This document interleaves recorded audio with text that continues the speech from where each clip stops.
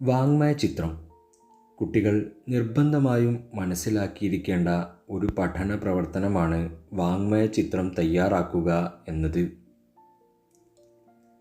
വാക്കുകൾ കൊണ്ട് വരയ്ക്കുന്ന ചിത്രമാണ് വാങ്മയ ചിത്രം.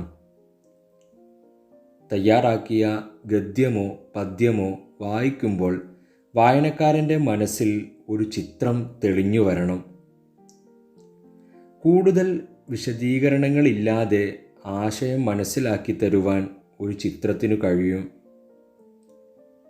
അതുകൊണ്ട് ഒരു ദൃശ്യത്തെ കൺമുന്നിൽ കാണുന്നത് പോലെ വാക്കുകളിലൂടെ ആവിഷ്കരിക്കുമ്പോൾ അത് നമ്മുടെ മനസ്സിൽ മായാതെ നിൽക്കും.